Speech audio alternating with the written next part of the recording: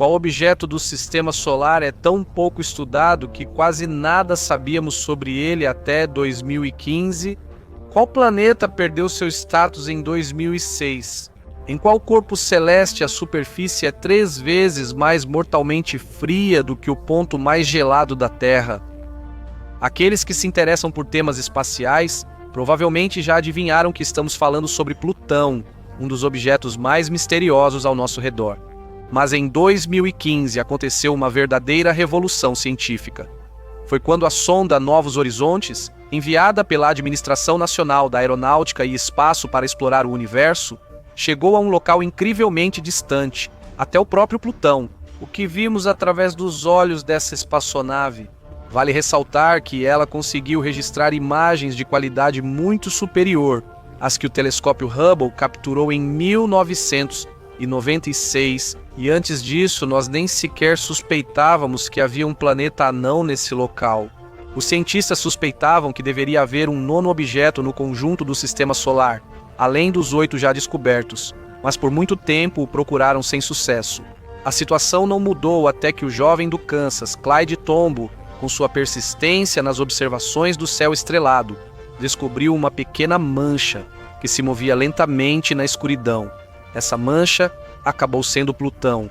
E agora, graças ao desenvolvimento incessante das tecnologias, podemos observar o objeto com mais atenção e até mesmo ver seu lado oculto. Hubble. Então, o que a sonda Novos Horizontes descobriu na superfície desse mundo congelado, como se tivesse sido feito de blocos de gelo? Claro, a sonda conseguiu fotografar apenas uma parte da superfície de Plutão. Muito ainda permanece um mistério trancado a 7 chaves, mas o que as lentes dos telescópios dos Novos Horizontes viram já é suficiente para entender. Isto, um ambiente totalmente estranho, frio, hostil ao ser humano, mas ainda assim de uma beleza indescritível. A sonda não entrou em órbita de Plutão, apenas passou perto dele, mas teve a sorte de registrar um belo fenômeno natural, o pôr do sol em Plutão, e isso parecia incrível. As fotos obtidas também permitiram concluir que a superfície de Plutão é bastante heterogênea, sendo coberta por extensas planícies de gelo com vários quilômetros de extensão, colinas suaves, impressionantes fraturas, estranhos sulcos, depressões profundas, escarpas íngremes, enormes crateras e vastos sistemas montanhosos, o que faz com que o relevo desse corpo celeste lembre, de certa forma, o da Terra. No entanto, aquilo que estamos acostumados a chamar de gelo em Plutão adquire formas absolutamente grotescas e propriedades inacreditáveis. Com temperaturas tão baixas na superfície do planeta anão, formam-se várias modificações de gelo, caracterizadas por estruturas cristalinas completamente diferentes, pontos de fusão distintos, densidades variadas e outras propriedades. Os astrônomos supõem, por analogia com a Europa, que sob o manto de gelo de 300 quilômetros pode haver um oceano de água líquida. Falta saber quando poderemos estudá-lo. Considerando que, no ponto mais distante, Plutão está a quase 7,5 bilhões de quilômetros do Sol, isso não vai acontecer tão cedo quanto gostaríamos. O hemisfério de Plutão a ser devolvido está oculto à observação por telescópios. Será que a sonda Novos Horizontes conseguiu ao menos dar uma olhada no outro lado do planeta? Sim, mas de forma insignificante. De qualquer forma, isso ajudou a entender que o relevo de ambos os hemisférios é mais ou menos igual, ou seja, é heterogêneo. O alto contraste do objeto permite obter uma imagem impressionante, onde picos de montanhas, como arranha-céus exóticos, se erguem acima da superfície. Isso é especialmente evidente na lendária imagem do pôr do sol que você viu anteriormente. Astrofísicos notaram que as montanhas do planeta lembram os penitentes de neve que cobrem a planície chilena de Chajnantor. De fato, compare as duas imagens e veja que essa suposição faz sentido. As montanhas em Plutão se assemelham a pirâmides pontiagudas, assim como a estrutura dos campos de neve no Everest e na mesma planície chilena. Nesse contexto, é interessante como exatamente se formam essas neves penitentes. Aliás, elas receberam esse nome porque o formato desse grupo impressionante lembra monges de capuzes pontiagudos, ajoelhados e com as cabeças levemente inclinadas. O que os cientistas conseguiram descobrir sobre a origem desse fenômeno estranho, com base nos experimentos realizados? Os neves penitentes surgem durante a ablação, ciclos de derretimento e congelamento. Tudo isso acontece sob radiação solar forte e temperaturas muito baixas. Como resultado, o gelo se transforma diretamente em gás, sem passar pelo estado líquido.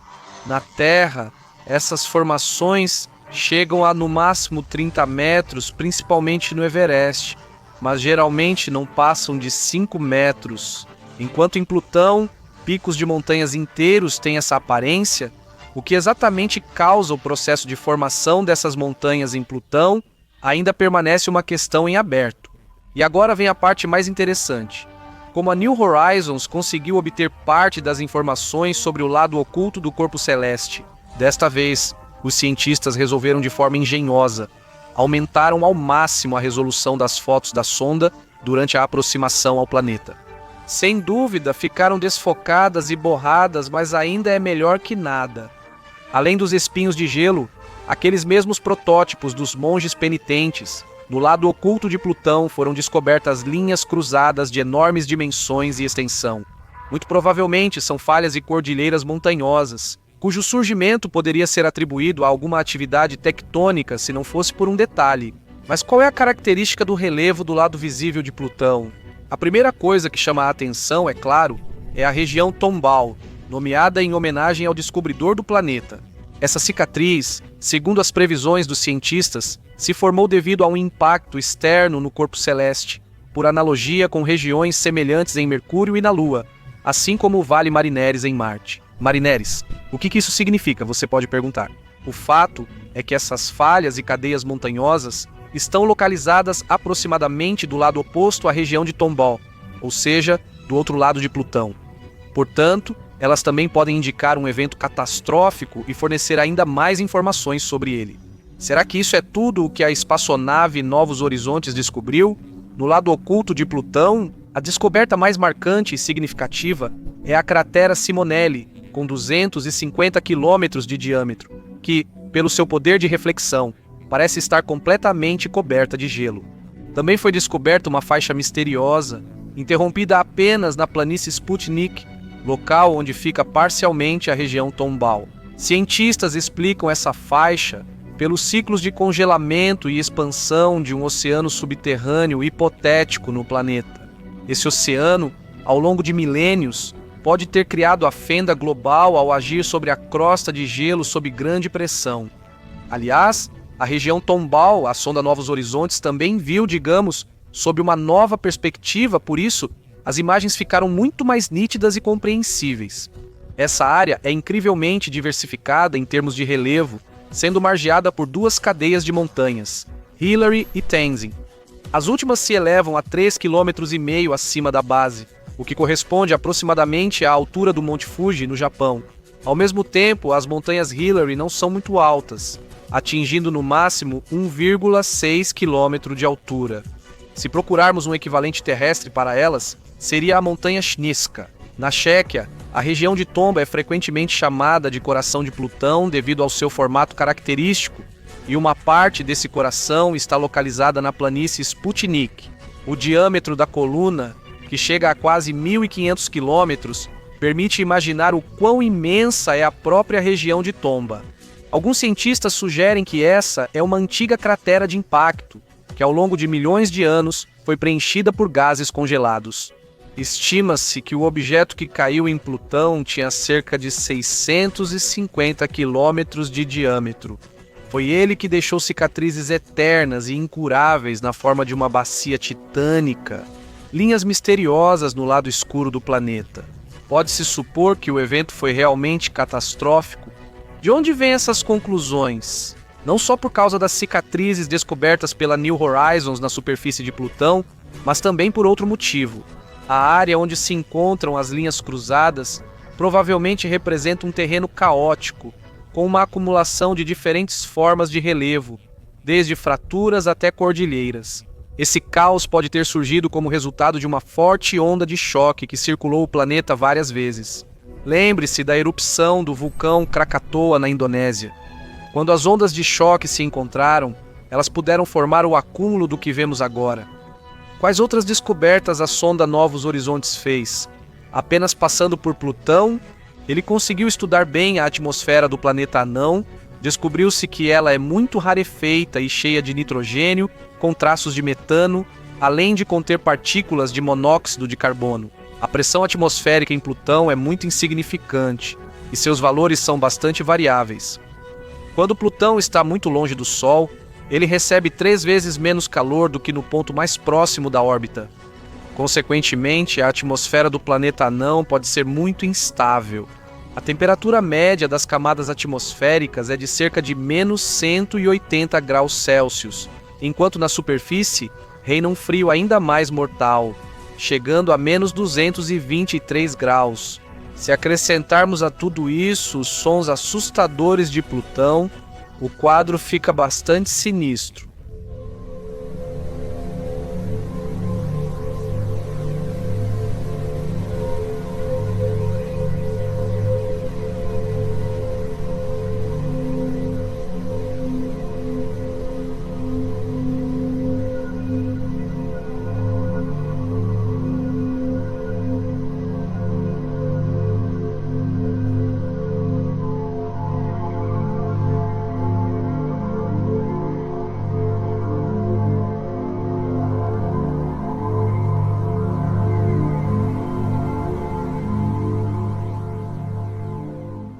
Por fim, Plutão é uma exceção entre os planetas do Sistema Solar.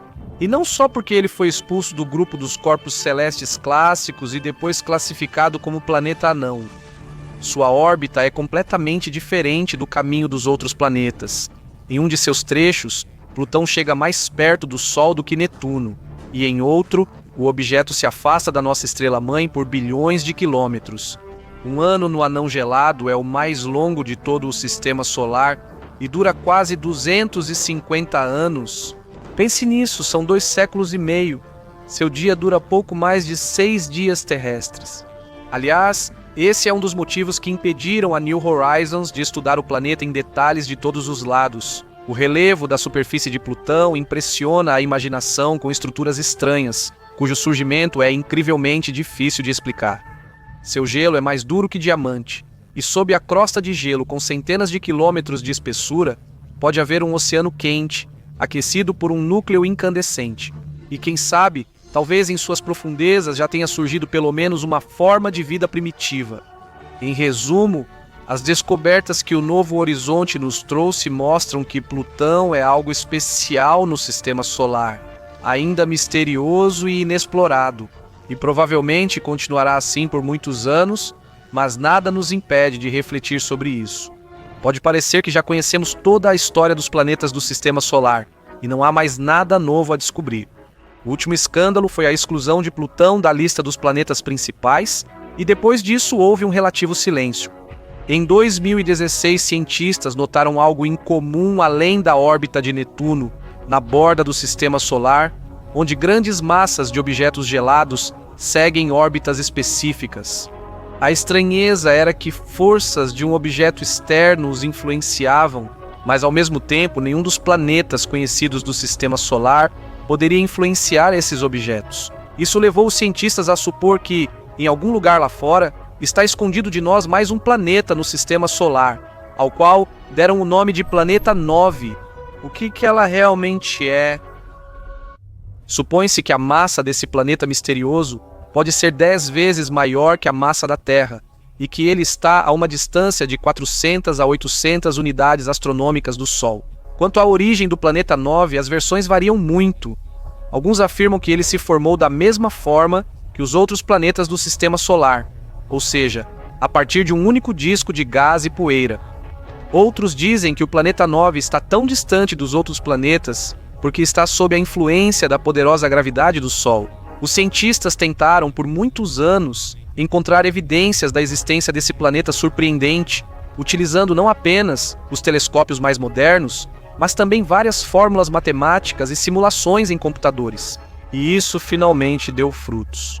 Precisamos entender por que é tão difícil detectar um planeta que está dentro do Sistema Solar. E isso levando em conta que já exploramos os cantos mais distantes do espaço. Mas antes, vamos ver o que os cientistas já descobriram sobre o planeta 9. E aqui vem a primeira reviravolta inesperada. Na verdade, começaram a falar sobre o planeta 9 já em 1781, justamente quando Urano foi descoberto. Com o passar do tempo, os cientistas notaram uma coisa estranha. Urano se movia em sua órbita de uma forma diferente do que deveria, se basearmos nos cálculos. Além disso, a velocidade variava, diminuindo e aumentando em certos momentos. Isso levou a supor que Urano estava sob a influência de um objeto desconhecido. A questão surgiu nos anos 1840, quando se sugeriu que Urano sofria influência gravitacional de um planeta então desconhecido. Curiosamente, essa hipótese foi proposta ao mesmo tempo por dois cientistas de países distintos, o inglês John Couch Adams e o francês Urbain Le Verrier. Vale dizer que nenhum dos dois cientistas tinha provas factuais em mãos, apenas cálculos matemáticos extremamente complexos. Urbain Le Verrier descreveu suas conclusões e as enviou ao Observatório de Berlim, onde o cientista Johann Galle usou um telescópio para estudar a área necessária de acordo com os cálculos de Le Verrier, e eles acertaram em cheio. Lá eles descobriram Netuno, o primeiro planeta achado com auxílio de cálculos matemáticos. Depois disso, a questão parecia encerrada. O planeta oculto foi encontrado, agora os cientistas conheciam todos os planetas do Sistema Solar. Se tudo fosse tão simples assim. Algum tempo depois, ao observar Netuno, os pesquisadores perceberam que o planeta também se desviava de sua trajetória original, embora não tanto quanto Urano. E então surgiu a pergunta: e se houver outro planeta por aí? Os cientistas continuaram as buscas e sim, assim eles descobriram Plutão, que então passou a fazer parte do grupo de planetas do Sistema Solar. Por muitas décadas, a situação parecia bastante clara, mas com o tempo ficou evidente que as forças gravitacionais de Plutão não eram tão fortes a ponto de provocar mudanças na velocidade e no deslocamento das órbitas dos outros planetas. Então havia mesmo algo além de Netuno? Ano de 1951. Naquela época, o cientista Gerard Kuiper sugeriu que além da órbita de Netuno, poderia existir um grupo inteiro de objetos gelados. Algumas décadas depois, em 1992, foi descoberto um pequeno corpo gelado que estava justamente além de Netuno. Isso foi a primeira prova da existência do aglomerado sugerido, que foi chamado de Cinturão de Kuiper. Já nos anos 2000, um após o outro, muitos outros objetos foram descobertos, o que comprovou definitivamente a existência do Cinturão de Kuiper. Assim, com o tempo, os cientistas abandonaram a versão de que havia um planeta massivo além de Netuno. As anomalias gravitacionais poderiam ser causadas justamente pelo aglomerado desses pequenos objetos gelados de baixa massa. Essa era uma explicação bastante lógica, porém tudo mudou novamente em 2003. Isso está relacionado à descoberta de Sedna, um objeto transnetuniano, cuja órbita é uma das mais amplas do Sistema Solar. E foi aí que os cientistas notaram algumas peculiaridades relacionadas aos pontos de aproximação ao Sol.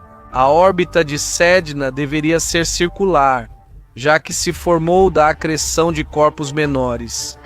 Além disso, a órbita atual de Sedna colidia com outros, o que seria o principal obstáculo para o acúmulo de massa, ou seja, nessas condições, um objeto tão grande simplesmente não teria como se formar. Tivemos que reconsiderar a ideia de outro corpo desconhecido influenciando Sedna e sua órbita. Anos depois, descobrimos outros objetos com órbitas muito alongadas, como Eris. Em 2005, isso reacendeu discussões ativas sobre a existência do planeta 9. Se os objetos transnetunianos não fossem influenciados por forças externas e tivessem um movimento caótico, eles se moveriam ao redor do Sol em diferentes direções, em trajetórias distintas. Em vez disso, vemos uma certa tendência, o que dá ainda mais fundamento à hipótese do planeta 9. Também é possível notar que os eixos maiores das órbitas, ou seja, as linhas entre o ponto mais próximo e o mais distante do Sol, estão dispostos de forma bastante alinhada, o que novamente confirma a influência de um corpo externo. Ao contrário de outros objetos como Netuno, encontrar o esquivo planeta 9 não foi tão fácil. Há várias razões para isso. Em primeiro lugar, a órbita específica do planeta, que provavelmente é mais alongada, faz com que o planeta 9 passe a maior parte do tempo a uma distância muito grande de nós. Em segundo lugar, o planeta tem uma velocidade de movimento relativamente baixa. Por isso, em algumas situações, pode ser facilmente confundido com uma estrela. Em terceiro lugar, a distância aproximada do planeta 9 até o Sol varia de 400 a 800 unidades astronômicas. Isso dificulta sua detecção mesmo com telescópios modernos e potentes. E, claro, devemos levar em conta que teremos que explorar uma enorme região do espaço. E para isso vamos precisar de décadas, se não séculos. A descoberta do planeta 9 tem uma enorme importância para toda a ciência espacial, já que isso vai nos ajudar a obter mais informações sobre como o sistema solar se formou e o que pode nos esperar no futuro. No contexto desse problema, seria interessante descobrir como o planeta 9 acabou na parte externa do sistema solar. Aqui, os cientistas consideram várias versões. Primeiro, o planeta 9, na fase inicial do sistema solar, se formou a partir de fragmentos de outros objetos que, devido à força da gravidade, foram lançados para regiões distantes. A segunda teoria, parecida com a anterior, sugere que a gravidade lançou o planeta 9 para a parte externa, mas ele se formou como os outros planetas principais do sistema solar. E então, na fase de formação das órbitas, foi forçado a deixar o grupo deles. Já a terceira versão nos diz que o planeta 9, na verdade, era um planeta errante, ou seja, aquele que se movia livremente pelo universo e não tinha uma estrela que controlasse seu movimento. Em algum momento, a gravidade do Sol capturou o planeta 9 e o trouxe para seu sistema. Provavelmente, por causa disso, o planeta 9 tem uma órbita de forma elíptica. O planeta 9 pode ser tanto uma caixa de Pandora quanto a maior recompensa após anos de esforço. No entanto, podemos dizer com certeza que a descoberta do planeta nos fará olhar para a estrutura do sistema solar de uma maneira diferente. No nosso canal, já falamos mais de uma vez sobre as conquistas do telescópio James Webb, que continua trabalhando sem parar em novas descobertas espaciais. Atualmente, o telescópio analisa um exoplaneta 2 vezes maior que a Terra, situado na constelação de Leão, a 120 anos-luz daqui. E o nome dela é K218b. O que há de tão interessante nela? Vamos revelar algumas informações para você. O exoplaneta pode ser um verdadeiro reino marinho, já que na sua atmosfera foram encontrados compostos biológicos em forma de assinaturas semelhantes às produzidas pelo fitoplâncton na Terra. Sob a influência de uma das estrelas, em K218b surgem forças enormes de tsunami. Na verdade, planetas completamente cobertos por oceanos podem ser considerados um tipo separado e bastante interessante de mundos, especialmente porque podem ter profundidades de até 100 km. No fundo, podem se formar vários tipos de gelo desconhecidos para nós, já que a alta pressão simplesmente não permite que a água mantenha sua forma líquida. Em exoplanetas desse tipo, também é possível observar metais e rochas. Em planetas que estão longe de sua estrela-mãe, o oceano pode estar completamente coberto de gelo. Frequentemente, isso acontece com objetos de baixa massa, cuja massa é de aproximadamente 6 a 8 vezes a massa da Terra. Um mundo rochoso e gelado como esse lembra muito alguns satélites do sistema solar. Se o planeta não consegue atrair hélio e hidrogênio para sua superfície, então, sob a influência de perturbações turbulentas, ocorre o derretimento das camadas superiores da cobertura de gelo. Assim, forma-se uma camada líquida que pode chegar a 140 km de espessura. Sob a ação de altas pressões, podem se formar tipos de gelo que não irão derreter. Se, ao contrário, o exoplaneta conseguir atrair hélio e hidrogênio para si, ela gradualmente se transforma em um gigante gasoso. E assim, K218b é um dos exoplanetas oceânicos mais curiosos, e graças ao James Webb, sabemos um pouco mais sobre ele. Sabemos que o exoplaneta completa uma órbita ao redor de sua estrela principal. Em 33 dias, todo o mundo está coberto por oceano. Anteriormente, acreditava-se que K218b era um mini Netuno, mas pesquisas posteriores mostraram que não é o caso. Supõe-se que as condições da exoplaneta podem ser favoráveis para o surgimento de organismos vivos. Uma vantagem aqui é a camada atmosférica. Não sabemos toda a sua composição, mas com certeza há dióxido de carbono, metano, hélio e hidrogênio. E as descobertas interessantes não param por aí. Pesquisas recentes mostraram que na superfície de K218b há vestígios de um composto orgânico chamado dimetilsulfito. O que é isso afinal? Com certeza, ao caminhar perto da praia, você já sentiu aquele cheiro fresco característico. Isso é o dimetilsulfito, que é produzido por alguns tipos de algas e plâncton. Mas, na verdade, esse composto também aparece frequentemente em águas residuais de esgoto, e aí o cheiro, para dizer o mínimo, não é nada agradável. Isso significa que o exoplaneta pode ser habitável? Bem, não é tão simples assim. Claro que não devemos descartar o K218b, mas precisamos levar em conta as ações da estrela-mãe. Ela é uma anã vermelha. Apesar de mais fria que o Sol, suas erupções são muito mais poderosas. Quanto mais jovem, mais fortes as explosões. Isso pode ter um efeito devastador na atmosfera dos planetas que estão na zona habitável. Claro, o exoplaneta pode recuperar seu ambiente. Esse processo ainda é pouco estudado, por isso não descartamos a possibilidade de vida em K218b. A interação com a estrela-mãe leva à formação de tsunamis poderosos em K218b. Para começar, vamos falar sobre o que é esse fenômeno e qual é a essência de um tsunami. Não é apenas o fato de serem ondas muito altas, a principal característica está na forma como elas se formam. As ondas surgem muito longe da costa, provocadas por erupções vulcânicas, deslizamentos de terra e terremotos. Na maioria das vezes, os tsunamis são causados justamente por terremotos oceânicos. Isso representa cerca de 85% dos casos, e as consequências dos tsunamis são muito graves. As ondas podem facilmente varrer cidades inteiras da face da Terra. Um fato interessante: o tsunami mais alto já registrado, que ocorreu em 9 de julho de 1958, se movia a uma velocidade de 160 km por hora, e as ondas tinham 460 metros de altura ou mais. Naquela ocasião foi no Alasca.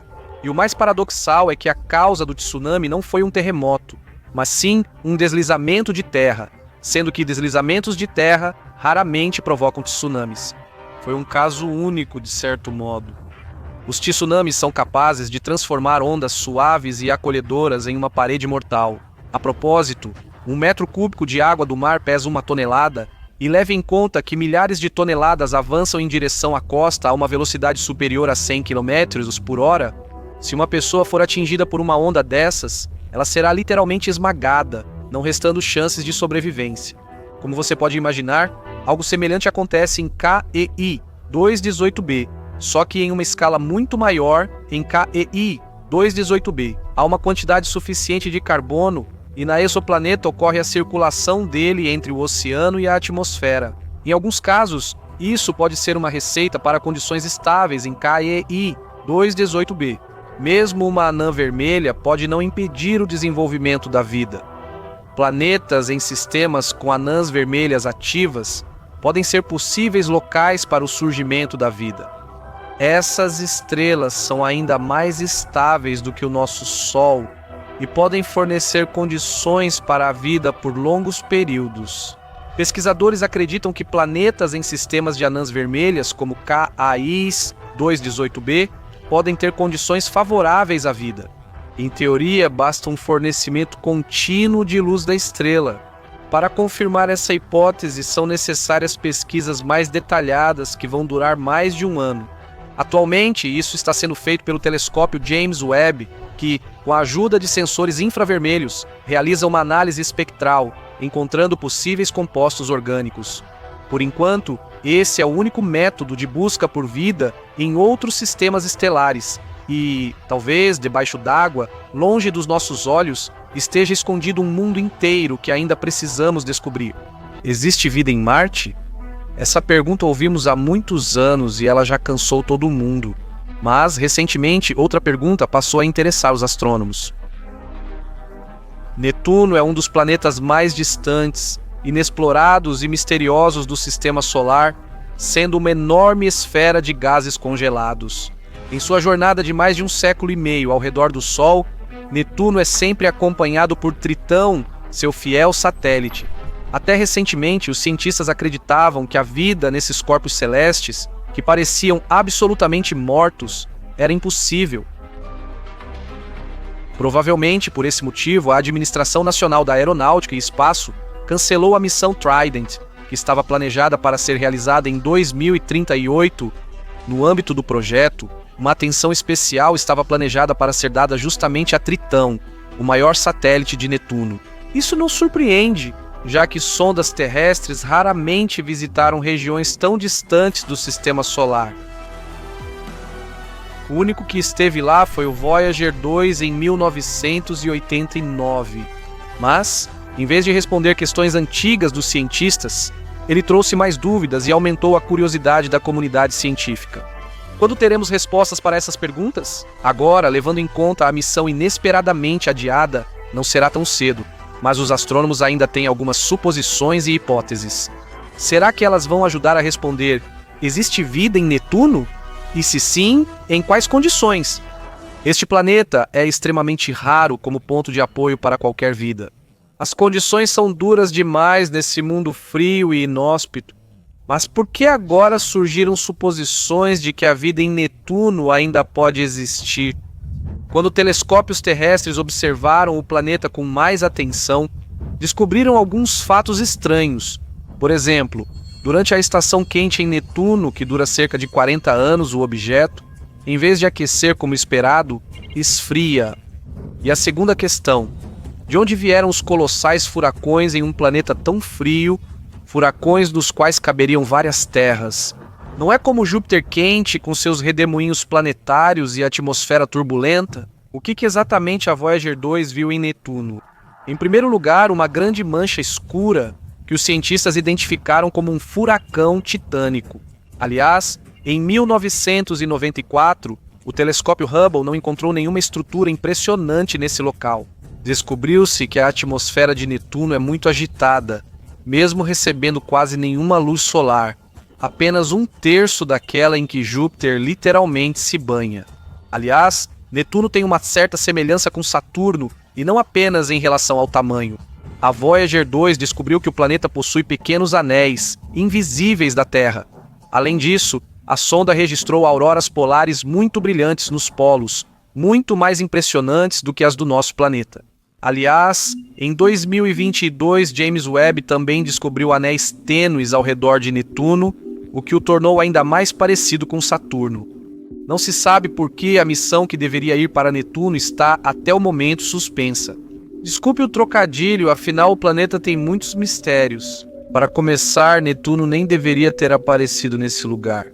Observando a estrutura do objeto, vemos que seu núcleo é só um pouco maior que o da Terra. Netuno provavelmente era assim no início, mas com o tempo foi coberto por várias camadas de gases, como algodão doce. Uma bola enorme. Depois esses gases congelaram no núcleo. O que há de estranho nisso, você pode perguntar? Os planetólogos também não notaram nada de imediato, mas uma análise posterior dos planetas do Sistema Solar, especialmente dos gigantes, revelou informações interessantes. Júpiter, mais próximo do Sol que Saturno, Urano e Netuno, justifica sua massa de 318 terras. Mas depois disso, observa-se uma escassez de material para a formação dos planetas. Consequentemente, Saturno e Urano têm tamanhos e massas menores. Mas não Netuno. Apesar de Netuno ser o objeto mais distante do Sol após a exclusão de Plutão da lista de planetas. Ele pesa 2,5 vezes mais que Urano. Como explicar essa discrepância, já que se ele tivesse se formado nos limites do Sistema Solar, deveria ser 2 vezes menor e muito mais leve que Urano? Ao estudar a questão mais detalhadamente, os planetólogos chegaram à conclusão de que Netuno se formou em algum lugar próximo a Júpiter, e que este, após algum tipo de cataclismo gravitacional, simplesmente expulsou o planeta para as bordas do Sistema Solar. Não é de se surpreender, o gigante gasoso colorido é mestre nesse tipo de travessura. No entanto, uma simulação de computador mostrou que, como resultado de uma manobra dessas, Netuno deveria ter deixado completamente os limites do nosso sistema estelar. Talvez, em seu lugar, ele tenha enviado em viagem algum planeta X. Mas esse é um cenário totalmente fantasioso, para cuja realização seria necessário que muitas condições se encaixassem. Junto com essa hipótese, também são consideradas outras versões, como por exemplo, a instabilidade do disco protoplanetário, que favorece o surgimento de planetas gigantes, mas elas também não resistem às críticas. Então, será que Netuno pode ser um intruso em nosso sistema solar? Talvez em algum momento ele tenha vagado pelas profundezas do espaço e acidentalmente tenha vindo parar aqui. Essa teoria ajuda um pouco os astrônomos a lidar com as discrepâncias relacionadas aos planetas gigantes em órbitas distantes, onde eles nem deveriam ter se formado. Mas a principal questão é como, em um mundo onde a temperatura média é de menos 200 graus Celsius, às vezes chegando ao zero absoluto, e onde os ventos sopram a velocidades superiores às de um motor a jato, pode surgir a vida. Vamos começar com as peculiaridades relacionadas aos furacões. Para gerar ventos tão fortes, é necessário uma quantidade suficiente de calor. De onde esse calor viria? Em um bloco de gelo com uma massa 17 vezes maior que a da Terra. Os astrofísicos supõem que dentro do planeta existe um núcleo muito quente, possivelmente aquecido pela decomposição de algum elemento radioativo, assim como acontece na Terra. Mas aqui está o interessante. Como dissemos antes, em 1994, o telescópio Hubble não detectou a Grande Mancha, e mais tarde descobriu-se que há muito mais delas em Netuno. Isso foi confirmado por inúmeras pesquisas. É por isso que dá a impressão de que não são tornados, mas sim enormes colônias de micro-organismos se reproduzindo em um ritmo incrível, formando estruturas circulares e ovais na atmosfera de Netuno. No entanto, a astronomia clássica ainda tende a acreditar que são tempestades e furacões, e não sinais de vida no planeta. Os ventos dessas tempestades são 3 vezes mais rápidos que os de Júpiter e chegam a 1,5 vezes a velocidade do som. No entanto, eles deveriam ser muito mais lentos do que os de Júpiter, pois não são compostos de gases leves, mas de cristais de metal congelado, duros como diamante. Consequentemente, é isso que causa a coloração azulada de Netuno. Mas de onde vem tanta atividade? Além disso, os furacões não são a única prova dessa atividade. Netuno emite 2,5 vezes mais calor do que recebe da nossa estrela-mãe. Tudo isso leva a pensar que, sob a camada de nuvens densas com vários quilômetros de espessura do planeta, existe algo que gera calor dentro do corpo celeste. Se a Administração Nacional da Aeronáutica e Espaço realmente decidir enviar uma sonda para Netuno, com o lançamento do Netuno de SEI, planejado para 2031, o estudo da atmosfera do planeta será obrigatório. A sonda descerá gradualmente através da espessa camada de nuvens azuladas, e esse trajeto será equivalente a uma viagem ao centro da Terra. O aparelho voará na escuridão absoluta, às vezes iluminada por relâmpagos que de vez em quando cortam o céu de Netuno.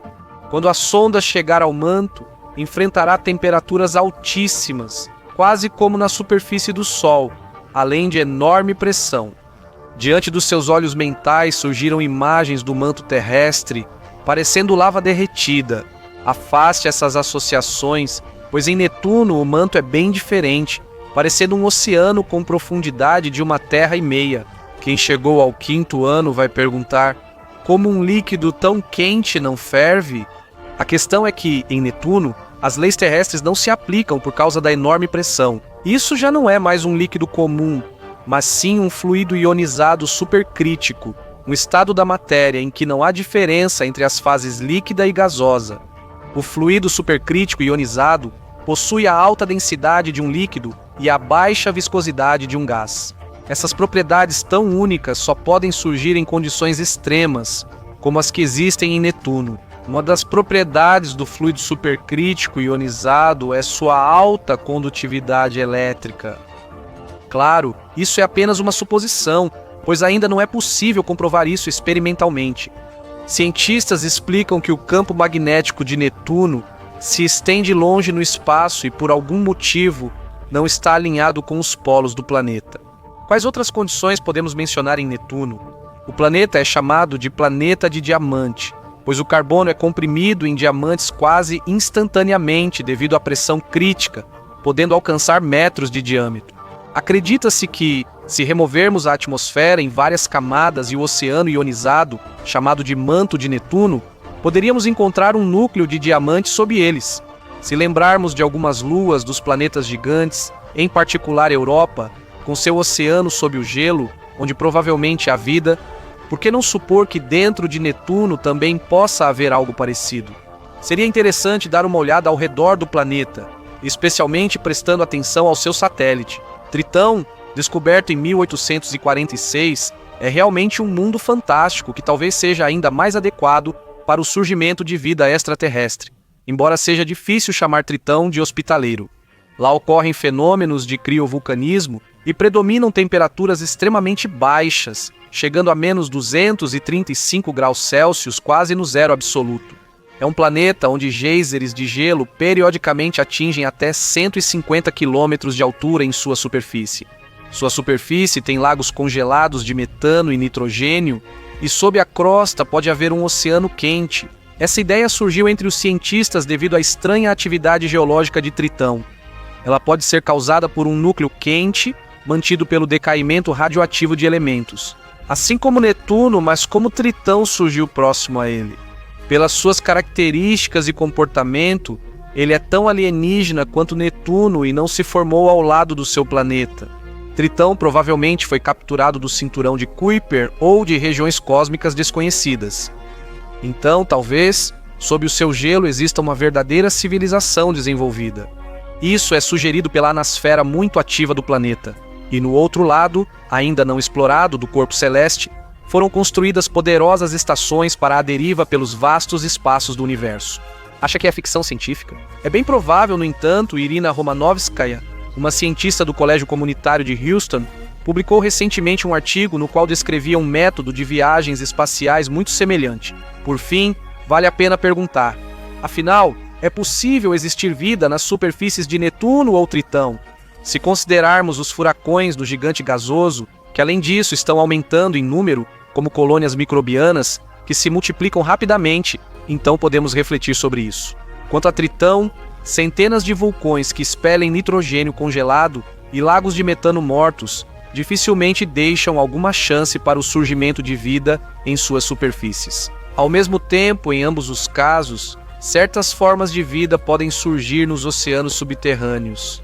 Se não forem civilizações altamente desenvolvidas, representadas por estruturas submarinas, ramificadas, cidades ultramodernas e outros objetos futuristas, então uma certa camada viva na parte quente do oceano, composta de hidrocarbonetos ou amônia com água, pode muito bem estar presente. Será uma sorte encontrar pelo menos vida microbiana primitiva, para não falar de baleias exóticas ou arraias radioativas, fosforescendo nas profundezas escuras como tinta. Vocês podem imaginar nos comentários como vocês veem a vida em Netuno ou Tritão? Quem sabe talvez um comentário aleatório ajude em futuras pesquisas científicas e revele o véu de um mistério de muitos anos.